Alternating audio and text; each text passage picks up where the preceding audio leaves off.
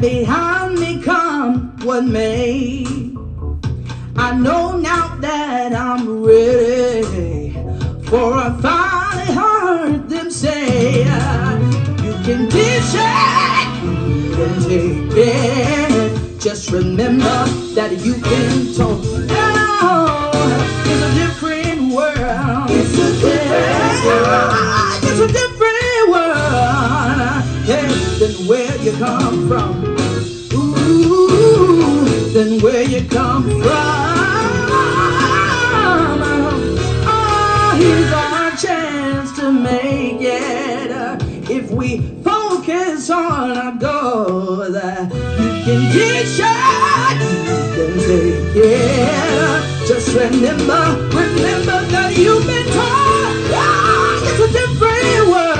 It's a different world. Ooh, it's a different world, yeah, than where you come from. And I stayed in the song. So now I'm closer to God. But being closer is hard. The attacks get stronger, become much harder to fight, and they last longer. That's what it's always been. Joy, pain, dark with the light, sun with the rain. With the right perspective, it can be something to gain.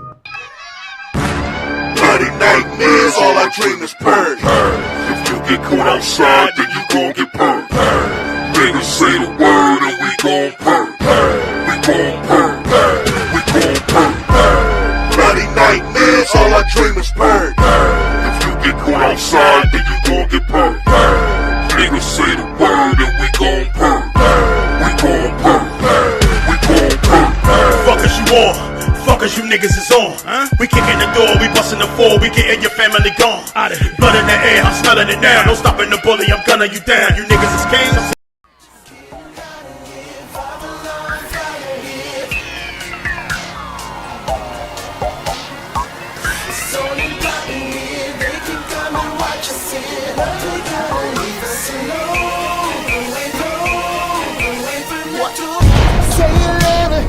What you gon' do now? Hope you're ready, cause I'm really about to put it down. Girl, you know that I will never disrespect you. We love tomorrow, but tonight I wanna spank you. That ass count, gotta make it last now. Girl, I'm so, then I'ma beat it up. Hate on me, but no. Try to say stop when the beat say go. There you go again, that voice is watch you make your girlfriend go. Come on, come on, come on.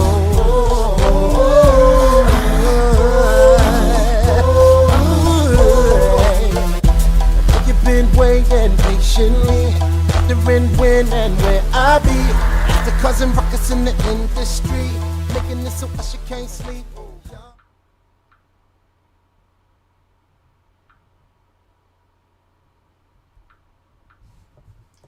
Oh, hey. What's going on? Hey, I came back early. The reason why I came back early is because they released the show that I'm on called For My Man. It's a documentary detailing a person's life when they got killed, you know. So I'm playing a guy named Robert. I'm playing a guy named Robert. How ironic is that? I'm playing a guy named Robert. It's a no line, no speaking lines, but body acting, body action, and all that. For people that know about the business, body action is one of the most highest paid things they have going on right now. So I think that's it. Yeah. Okay. So yeah, I'm a show. The show that I'm on, and it's on a major network called TV One. Close that. I chose to go live and show everybody the show that I'm on right here. It's called For My Man. You see it right here. It's called For My Man. It come on Mondays at 10 p.m. on TV One, which is a major network. Major network. This is my episode right here. If you look at the title, they have it right here. Final episode of season, and the title is called Drive of Death. Is S6, season S6, that stands for season 6, episode number 27. This is season 6, episode 27. I'm gonna give you a little rundown. It says, on October the 20th, 2006, a janitor discovers a lifeless body near a dumpster. As New Jersey police start to unravel the story, they discover that a young woman is in the center of the crime. There it is. So make it big for you. Put this up here. So this is my first time seeing it. It just got sent to me. So I want y'all to see, you know, a little bit of what it is. Okay? This is just the first preview of it. Then I'm going to show you the whole thing. Here you go. Is much more gruesome. As he approaches it, he realizes it's a dead body. So immediately he starts calling 911. He's perplexed because Carteret is not a town with a high crime rate. This isn't something that you would see on a daily basis in this small little town. As police rush to the scene, little do they know they will soon uncover a wicked plot with a desperate woman at the center of it all.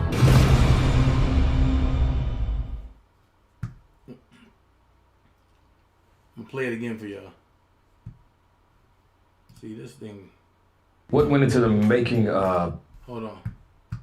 Coming From Where I'm From? I think what made that album a classic and heartfelt. Hold on, y'all. I think at this moment I'm learning how to work that joint. Hold on.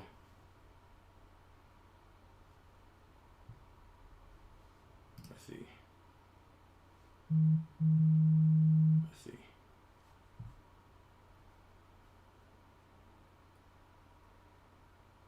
Let's see.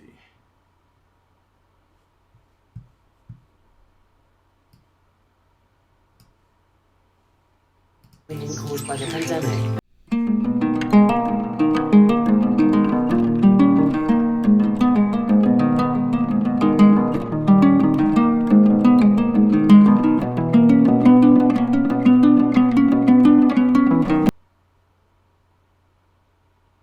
Hold on, I'm sure y'all see.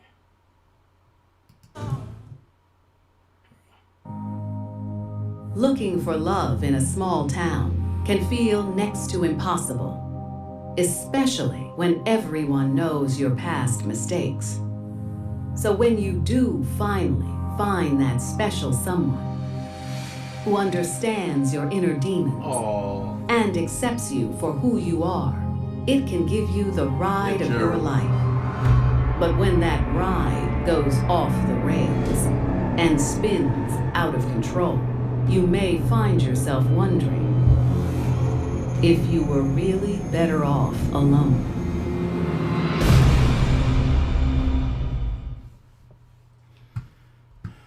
All right, that was the preview of it. She was a hardworking mother on the... That was the preview of it, right? So now we're going to go down.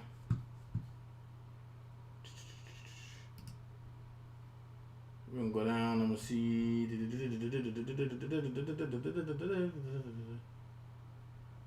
For My Man. Let's go. Let's see. Full episodes. Let's go. Here we go. Full episode. Just the joint. Here we go. That's not the full episode, is it? I want the full episode. Because I think this came on last night. And I ain't even know. I forgot about it, actually.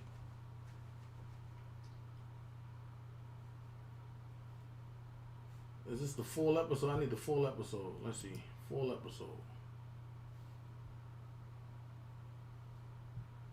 For my man, see the video. Season 6, slow more.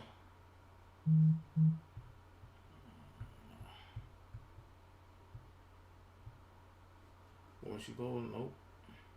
Right here. This came out last night. They not giving me the full episode. Hold on, let me see. Let me get the full episode for y'all. Oh, I don't like that app. This TV One app is crazy. Ugh. So now y'all see it's on TV One. We're gonna do it like this. I got it right here already. Here we go. Looking for love in a small town can feel next to impossible, especially when everyone knows your past mistakes. So when you do finally find that special someone who understands your inner demons and accepts you for who you are, it can give you the ride of your life. But when that ride goes off the rails and spins out of control, you may find yourself wondering if you were really better off alone.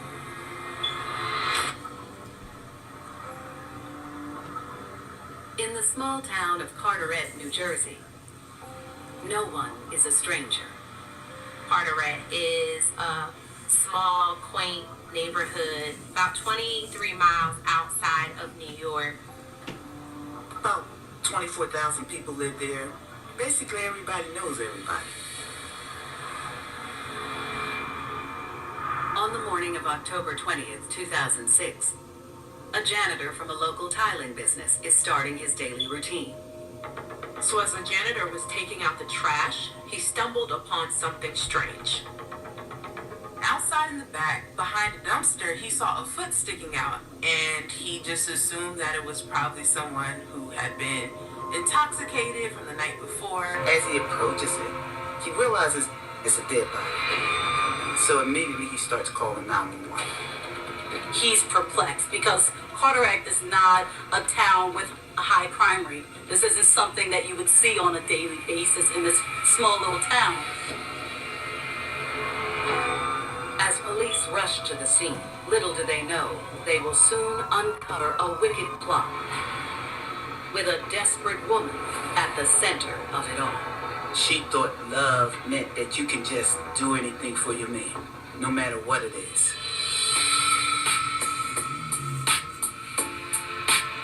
Carteret native Janine Owens was no stranger to hardship. Janine's youth was not one that was filled with a lot of nurturing, caring, and support. Janine was known to be a bit of a tough girl. I hung out with Janine like a few times. We was pretty cool on the same step team. She missed school a lot. She always was suspended from school, but she hung around. Like, she was one of those people that hung out all the time or hung in the streets. You could tell that there was a little bit of a troubled history with this young woman. There would be days and sometimes even weeks where she wouldn't be in school. And when she did show up to school, there were times where she appeared disheveled, disoriented, disorganized. Janine even got into trouble with the law a few times. Some of the cases with Janine was drug possession and receiving stolen properties. That means she's hanging around with the wrong people, and she's starting to get into drugs and started taking them. And sometimes in order to get drugs, you gotta steal things, or you get involved in receiving things that are stolen. A young person during their formative years, when they do not have the nurturing and the support needed, can have a tendency to be led down a road of destruction. And unfortunately, in Janine's case, she turned to alcohol and turned to drugs out of feelings of inadequacy, low self-esteem, and loneliness.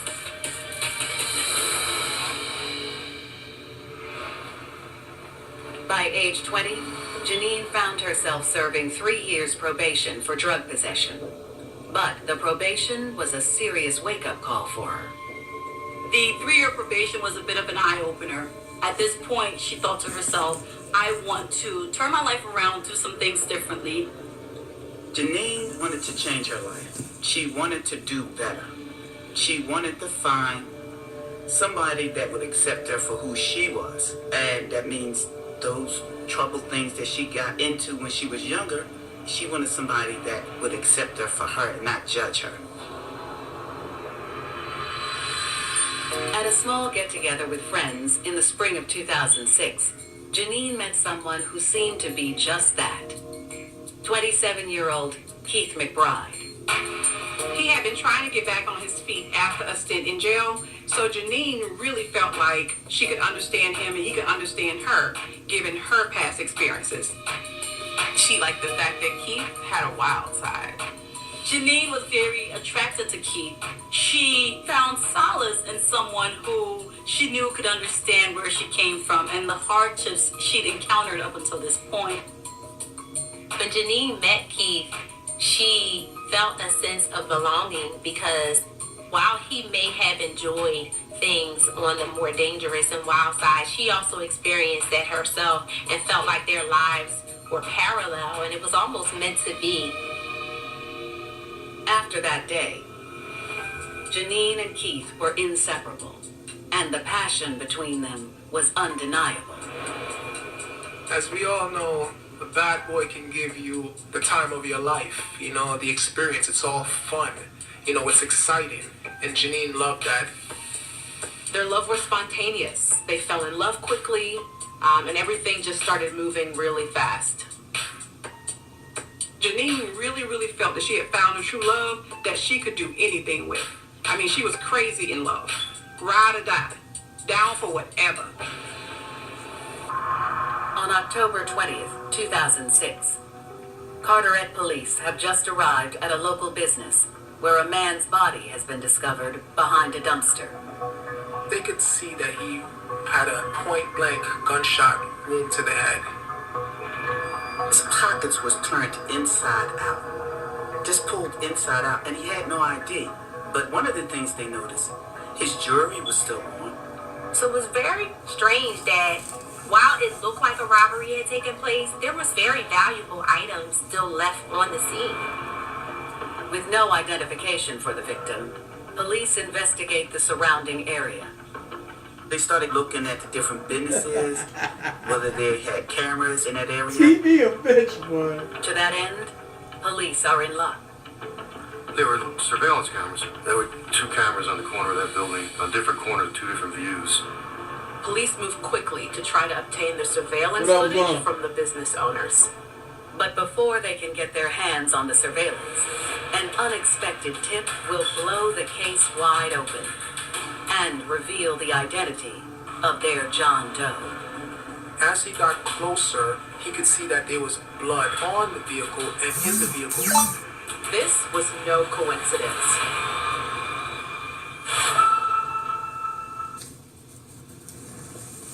Everything about this show right here is real. So many teens, especially females, do things because they feel they have to fit in or to keep a boyfriend or whatever the case may be, and end up going down the wrong path. So sad.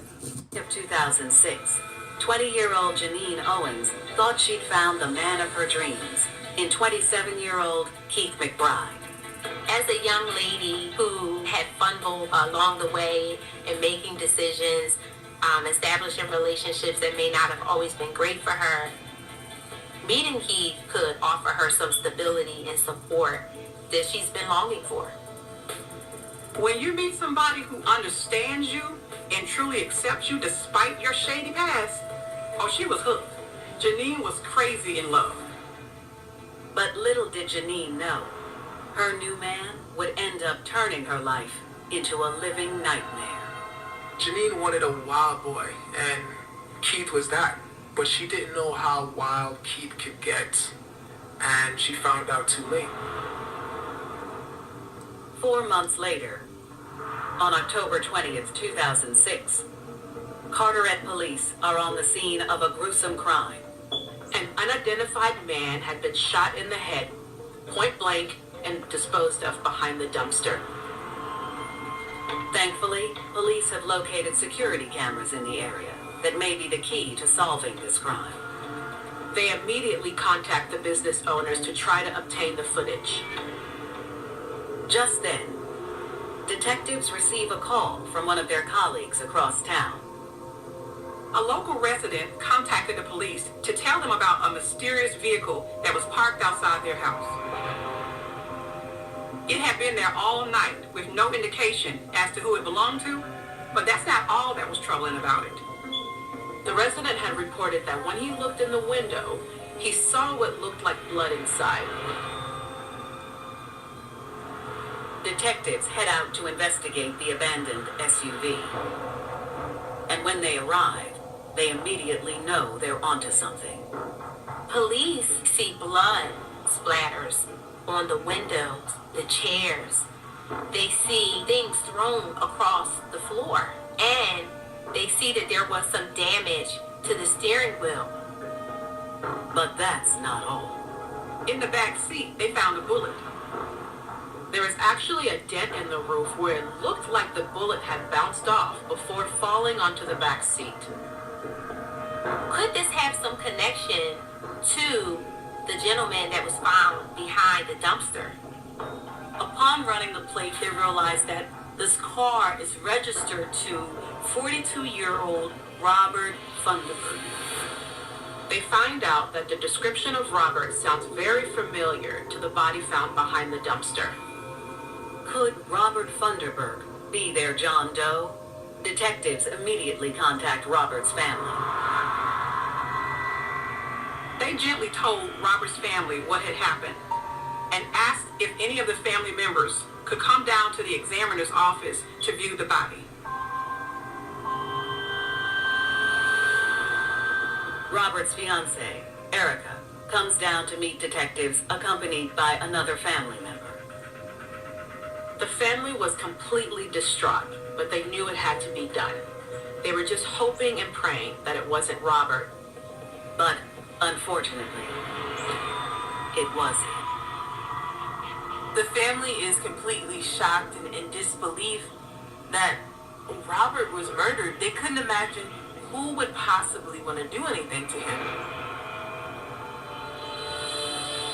Robert was very nice, very charismatic, hence that's why he got the name Easy, because he was so easygoing.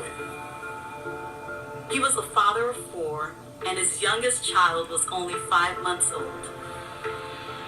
Family was everything to my dad. Just having him in your presence was just always a blessing. I mean, he could walk in a room, light up a room, everybody gravitated to him. Because Robert was such a beloved man in Carteret, his family has a hard time thinking of anyone who would have reason to hurt him. They're wondering, like, who could possibly do this to Robert? Police ask the family when they last had contact with Robert, and Erica says she heard from him after he got off work the night before. Family explained to the detectives that normally Robert, when he gets off of work, especially on payday, which is Thursday, that he would go to a local bar so that, he can blow off steam, laugh and joke with people, and that's one of the things that he do. Investigators head to the bar to find out if Robert was there that night. Turns out, he was there. A bartender told police that Robert arrived at the bar around 11 p.m. that evening after getting off work. He saw Robert with 2 women, and they left around closing time, 2 a.m. The bartender said that both women were African American and in their 20s. After everything detectives learned about Robert, it definitely seems out of character for this father of 4 to be leaving the bar with 2 women half his age. Detectives know they need to identify the 2 women immediately. They could be the key to finding out what really happened to Robert that night. Days pass without any new leads as police struggle to identify the two mystery women. But on October 24th, they get an unexpected visit that will change everything. Erica Bridges, Robert's fiance, comes into the police station with information regarding Robert's murder. Erica says that morning she got a very mysterious phone call. Erica tells police the caller informed her that there were 3 people in the car on the night of Robert's death. There was a male whose name was Special or SP, a female named Tamisha, and another female named Janine. All of the names are familiar to police.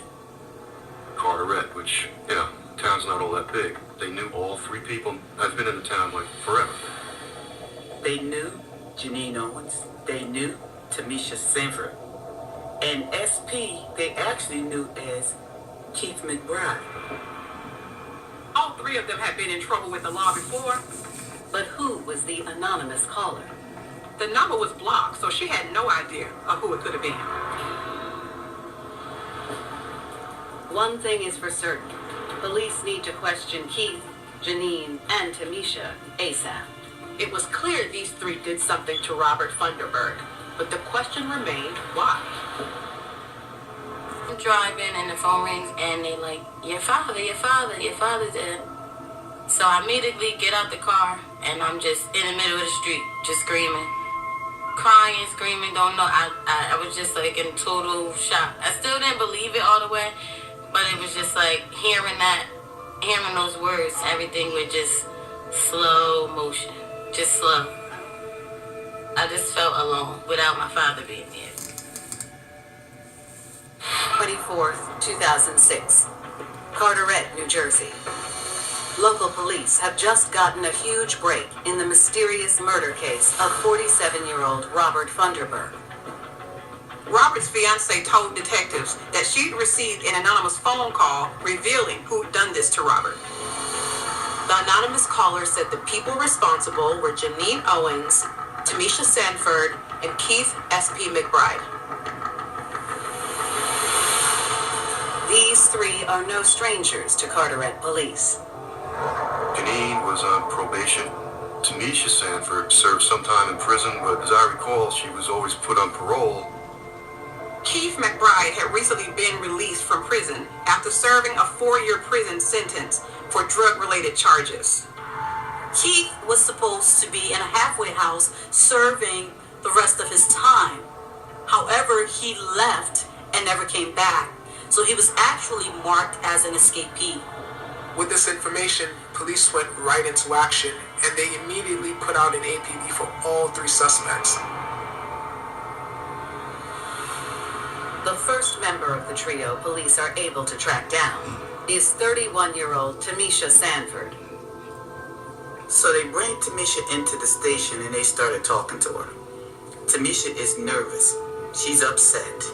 She's not forthcoming with anything, but detectives press on her.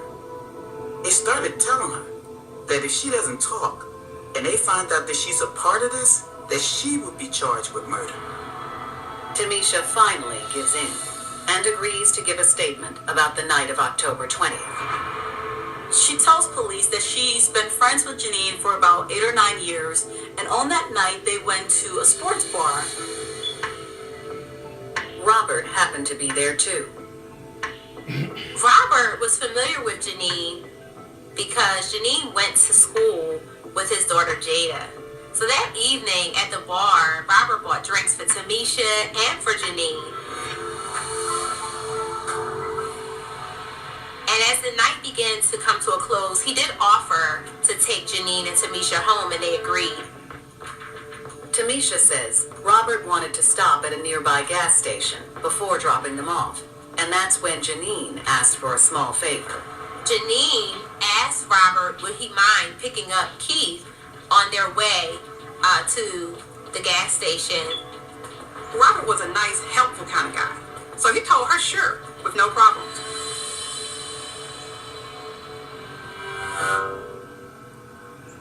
They arrive to Janine's house and she runs up to get Keith. Tamisha tells detectives that a few minutes later, Janine returned to the car with Keith. But they didn't get back in right away. Tamisha says she sees them talking behind Robert's SUV, but she don't have any idea of what they're talking about. Eventually, Janine got in the back seat behind Robert, and Keith got in on the passenger side. Robert hit the gas, and they drove off towards the gas station. Everything seemed normal. However, it was anything but. It's in that moment Tamisha realizes Janine has a gun. When Tamisha saw this gun, she was frozen. And what was just supposed to be a nice night out just changed. Before Tamisha could say anything or do anything, the gun goes off. Tamisha sees Janine shoot Robert in the back of his head. There's blood everywhere. Tamisha says with Robert incapacitated, the SUV started to veer off the road. Tamisha remembers Keith grabbing the wheel and pulling over to the side until it comes to a full stop. Everybody gets out of the car because everybody's in shock. Keith asks Janine to help move Robert over to the passenger side. While Tamisha tries to process what's happening, Janine and Keith jump back into Robert's SUV. Tamisha says the next thing she knows is they get back in the car and it just takes off.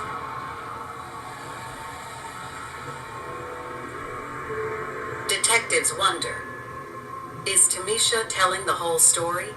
Or was she more involved in Robert's murder than she's letting on?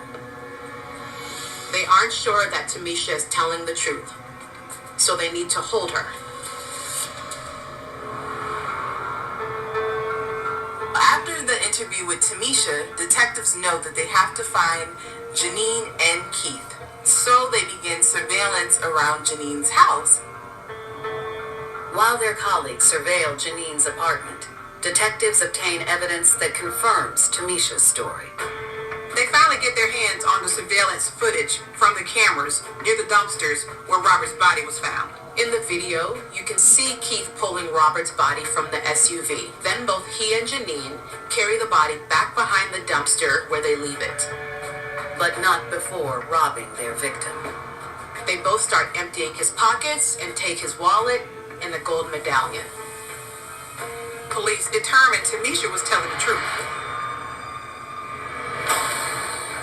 Just then, detectives receive word from their colleagues who've been surveilling Janine's apartment. They've got eyes on their target and they're about to move in.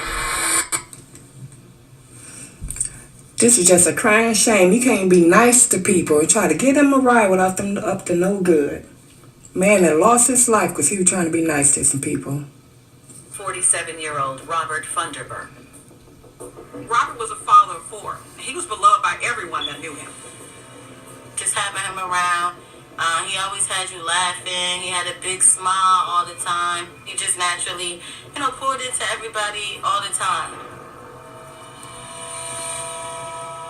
After following up on a tip from an anonymous caller, detectives have identified Keith McBride, Tamisha Sanford, and Janine Owens as the 3 suspects in the case.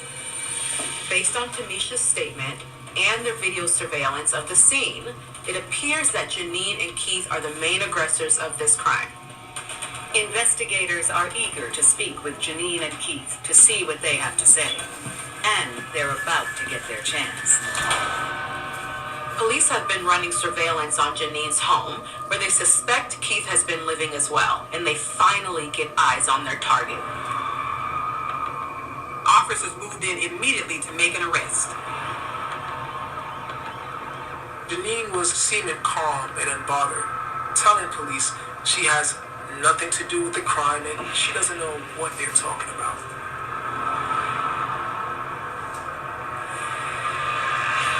Back at the station, police continue pressing Janine about her involvement in Robert Funderburk's murder. Detectives tell Janine that they know everything that happened. They say it's in her best interest to come clean. And one way detectives do these interviews is they start giving little bits of information that they have. Well, we know this, we know that. They said, we've got Miss Sanford here. She already talked to us. But despite their efforts, Janine isn't taking the bait. Janine does not believe them as to Tamisha saying anything. She's still in denial. She's trying to deny that she was involved. However, investigators have a surprise up their sleeve. Detectives bring Janine out for an 18-minute break. And when she gets out of the room, she sees something that stops her dead in her tracks. She sees Tamisha. Tamisha gives Janine the look, telling her that it's over. Now she believed Tamisha done told everything. And so she's come back knowing that the gig is up. So at this time, she has to start talking. After she saw Misha, she went back in and basically, confessed. Janine begins to tell her side of the story. Janine said that she and Tamisha got together and decided to go out for drinks at the local bar that evening. And when they got there, she ran into her friend Jada's father, Robert. My dad went to the bar in Carteret. He's out, he's buying himself a drink, he's buying somebody else a drink, and you were drinking. They drunk, they had fun, and then as the night began to come to an end, around 2 a.m. in the morning, Robert offered Tamisha and Janine a ride home. Janine confirmed Tamisha's account that they wanted to stop at a local gas station, but decided to go and pick up Keith first. Janine says that when the trio arrived at the apartment complex, she went upstairs to get Keith, while Tamisha and Robert waited in the car. But upon entering the apartment, Janine could immediately tell something was off with her man. Keith was apparently asking her a lot of questions, and it appeared that he was high. Keith didn't like that another man had been buying his girlfriend drinks at the bar all night. But Janine explained it was just Robert being friendly. She also mentioned to Keith that Robert had a lot of cash on him that night. She had noticed when he opened his wallet to pay the bar tab before they left that evening.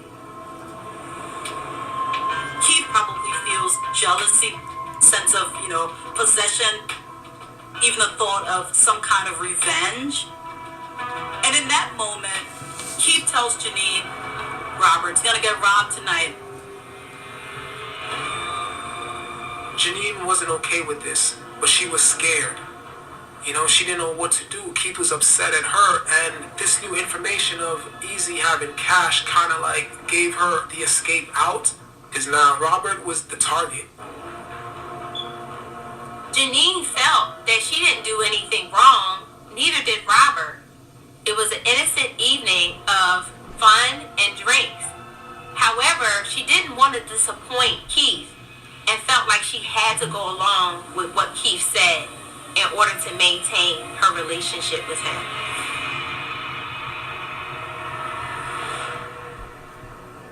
Janine said before they got in the car, Keith handed her a rag that had a gun in it.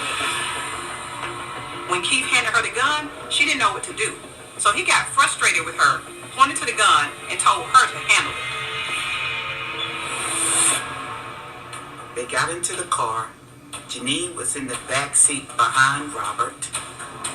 She has this handgun in her hand. She's sitting directly behind Mr. Funderburg. She's got the gun pointed at his head. But Janine claims she never expected what happened next.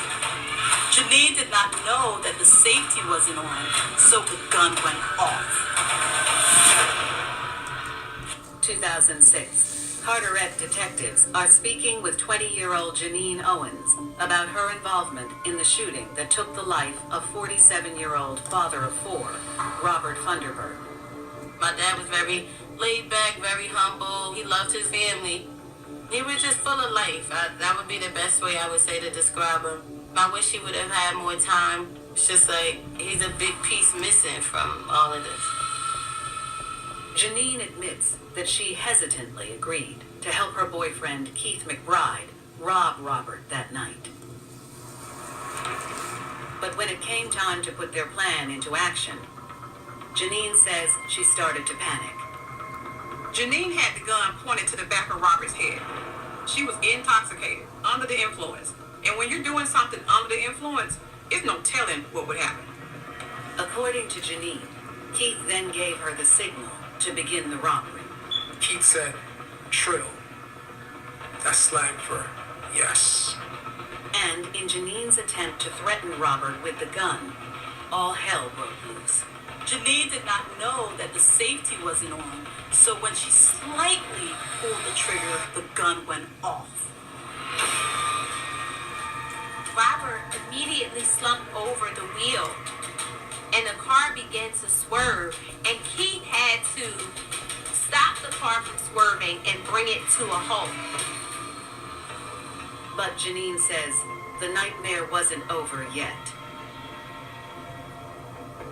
Keith immediately started screaming, "What did you do? What did you do?" Keith pretty much took the lead afterwards. Keith tells Janine to help him push the body over into the passenger seat.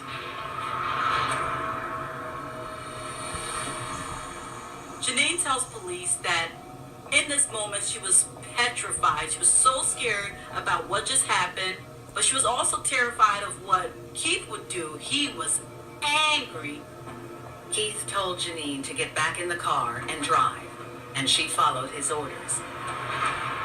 At one point while Janine was driving, Keith told her to pull over, that this location was a good place to get rid of the body. She helped Keith move Robert's body behind the dumpster. But despite the horror of what happened, Keith told Janine they had a job to finish. He told her to help him look through Robert's pockets, so she did. They took his wallet with the cash in it and his medallion that he always wore.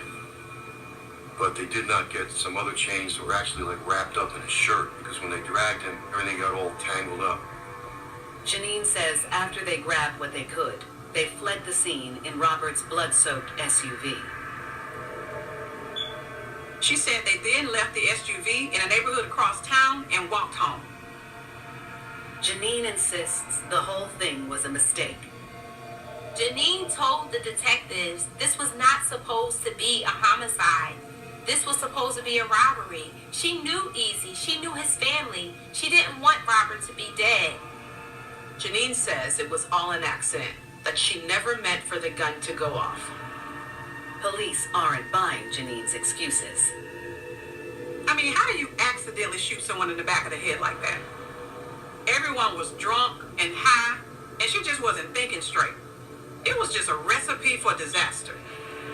Detectives ask Janine where they can find Keith. Janine says she doesn't know. She does not know where Keith is, and he was on the run.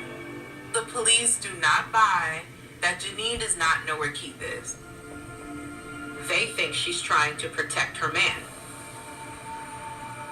Police charge Janine with murder, aggravated manslaughter, and robbery.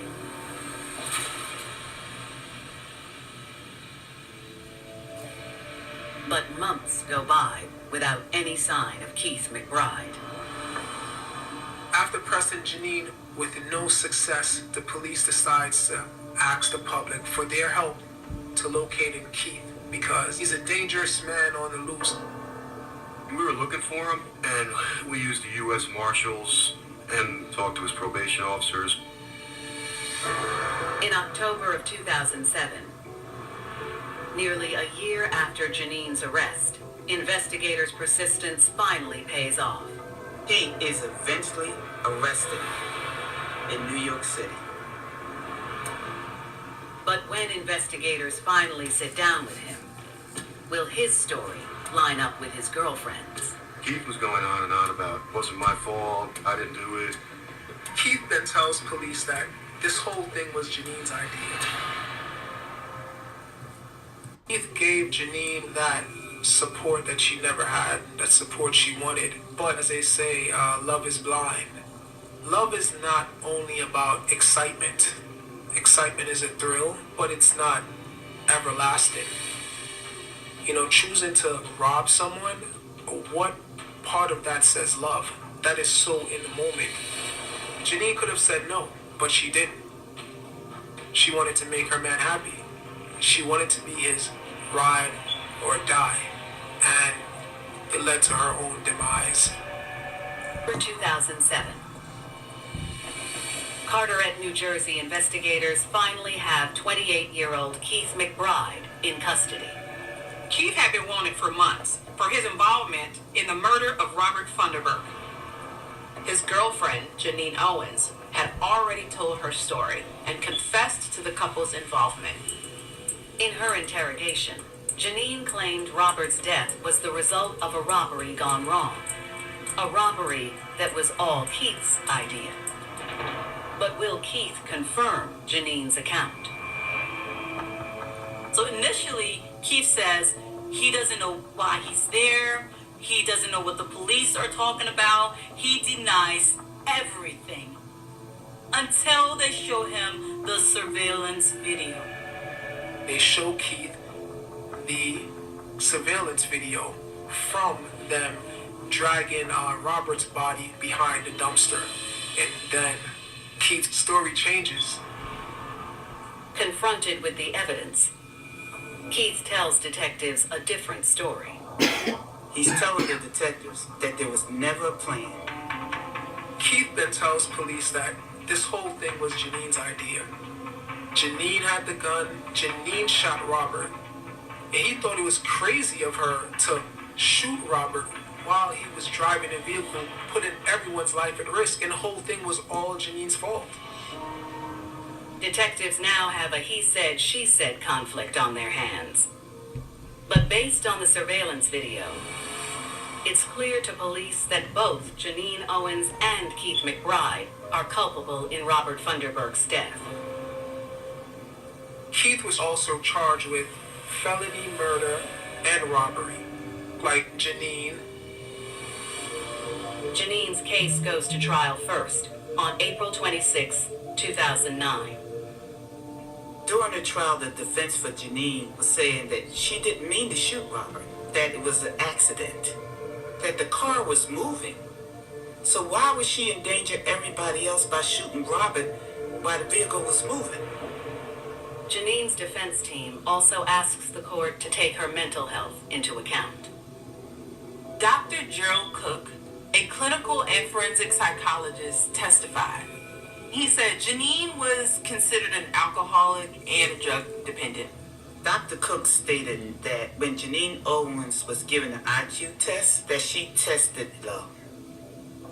Given her IQ, which is kind of between the borderline to low average range, I can see how she would be easily manipulated. Number one, she's in love, so that already clouds your judgment. But number two, she's not able to think things all the way through. Maybe she didn't realize that by me doing this, I'm going to take him away from his family and they'll never see him again. They could never hug him or kiss him or say, I love you again. But will a jury believe Janine's accident claims? On May 8, 2009, they return with a verdict. Janine was found guilty. Janine was convicted of aggravated manslaughter, theft, and several weapons charges. And she was sentenced to a total of 42 years in prison.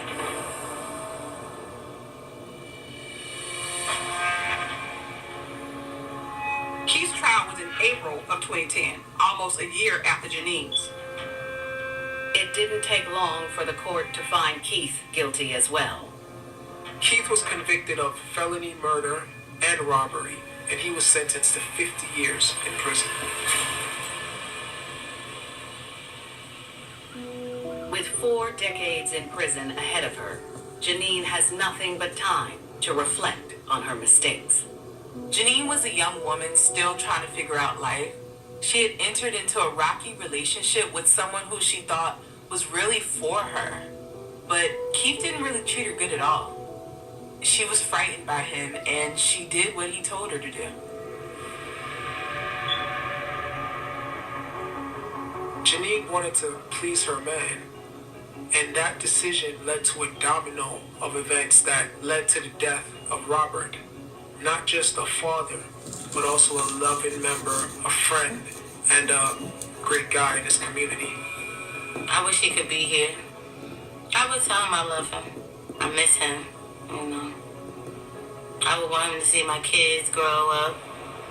I believe what people can learn from this story is that never allow emotional experience cloud your judgment to such an extent that you commit a crime. I think reason and logic should prevail over whatever else there might be. Think first before you do things, because one split second could change the lives of you and put you somewhere for the rest of your life. It's just not worth it. Whoa. That boy Keith a dirty dude, man. Keith! Kid armed with knives. There is blood everywhere. Hold on, that boy Keith is a dirty guy. Once again, you can catch it on the app of TV1.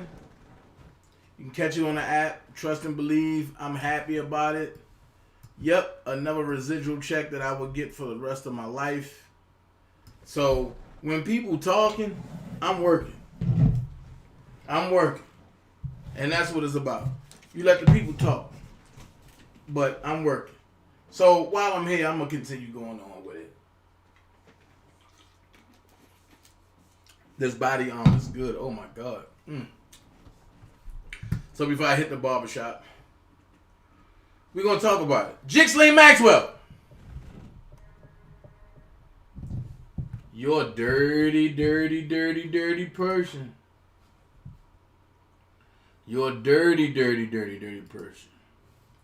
But what I want to do is, I want to end this live and then come right back and restart another live. I just got to add her name, and I need all 69 of you and 800 of you to come back. All right? I'll be back in 3 minutes. Let's do it. Peace.